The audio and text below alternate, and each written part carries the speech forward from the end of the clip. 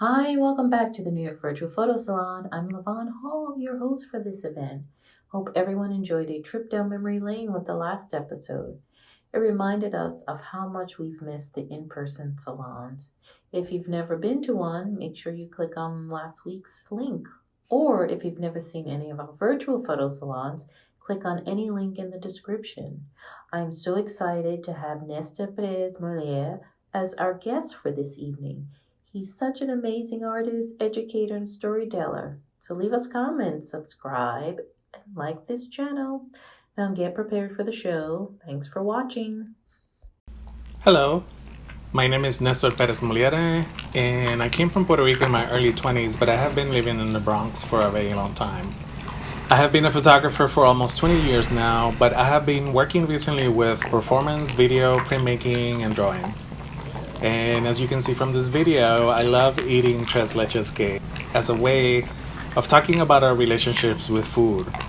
Is this performance act of sexual nature, or does it present a grotesque scenario?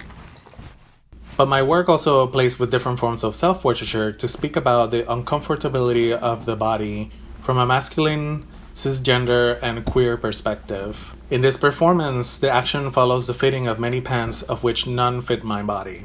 Has my body changed through time, or has mass production of pants no longer allows for my body to fit in? At the end, I break with the never-ending cycle by cutting the pants in half, which insinuates a breaking away from this established norm. I also use the image of the pinup model as a criticism towards cisgender male gay culture.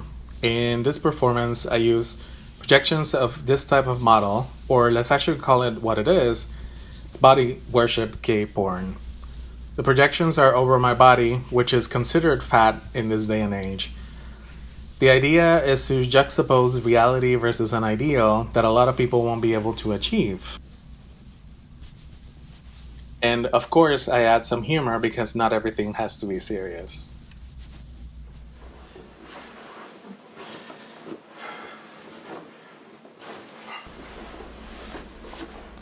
In this piece, I work with anxiety in bed, but not the obvious one of not being able to fall asleep due to our daily stress, but anxiety caused by intimacy.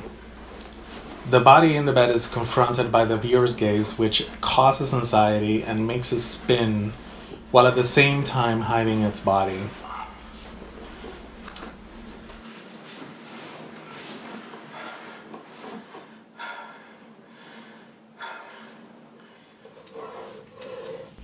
And of course, we have to wash our face on a daily basis, but up to what level? Up to what level are we disgusted with our own bodies?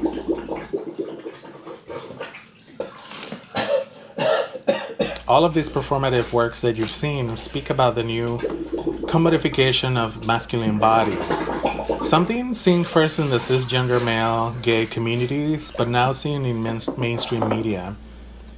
They also speak about the marginalization of the fat and non-conforming bodies. The works go back and forth between the desire to possess or consume an ideal versus acceptance of the queer body that has yet to be normalized. And now I just want to step back because we are in the New York Photo Salon and I should speak about photography. And just to begin, I would like to speak a little bit about myself professionally. I am a faculty member at the International Center of Photography, offering classes in analog photography for teenagers, leading a community fellowship for adults pursuing a career in photography, and also as museum educator. I am also an archivist at Enfoco, and I'm pursuing an MFA at Hunter College. As I mentioned earlier, I have been photographing for about 20 years now, with a very strong analog and darkroom practice. I learned darkroom photography the last year I lived in Puerto Rico. At the beginning, like many photographers, I was interested in abandoned places, decay, and nature. I was very attracted to textures and things that you might not notice if you don't pay close attention. After some time of photographing with that keen eye, I bought myself a macro lens and I started harassing plants. I have a background in botany, so it was very obvious that plants would be my subject for a long time. These next few images are from a series of black and white photographs that I titled Botanical Noir. This particular photo is a clove of garlic. I was very interested in zooming in and showing structures and textures in the innermost space of plants.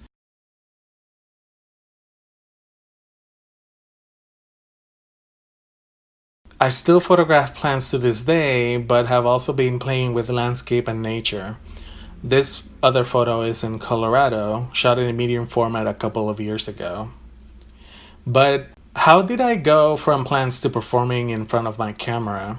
Well, at some point I was approached by a friend that was forming an organization that would teach media literacy to queer youth, and he was wondering if I was interested in teaching a self-portraiture class. I was confused because I had never photographed myself, but I went with it.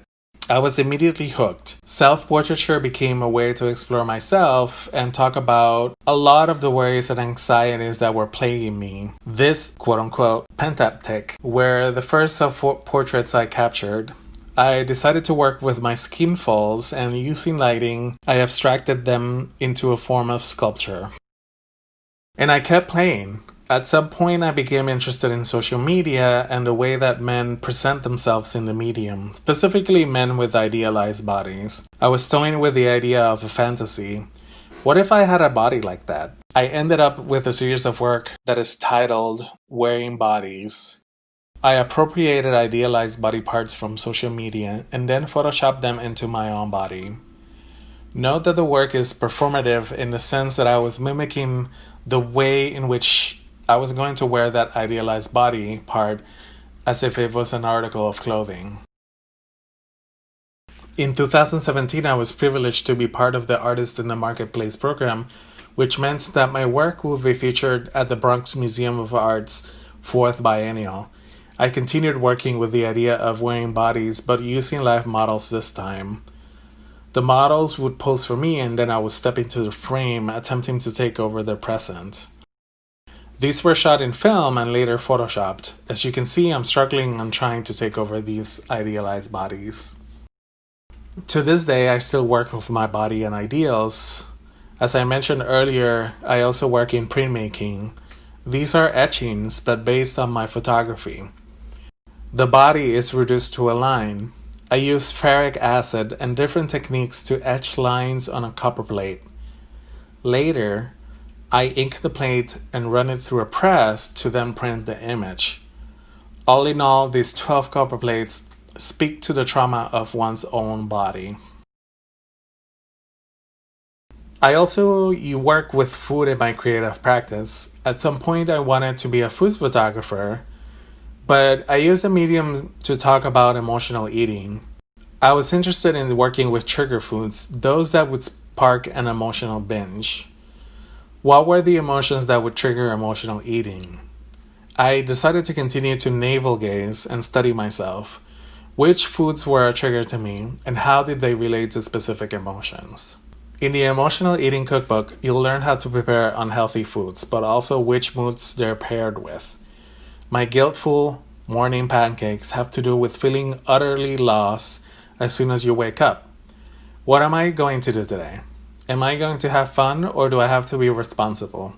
The gluten will hit my system nicely and will give me the serotonin to figure out how best to make a decision.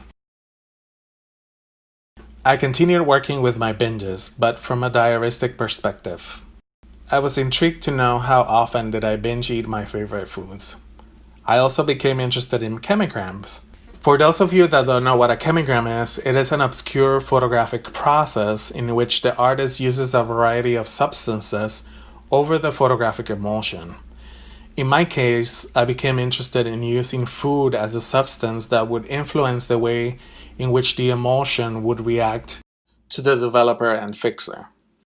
I decided then to use photographic paper as my plate during emotional binges, specifically for when I would go after tres leches cake.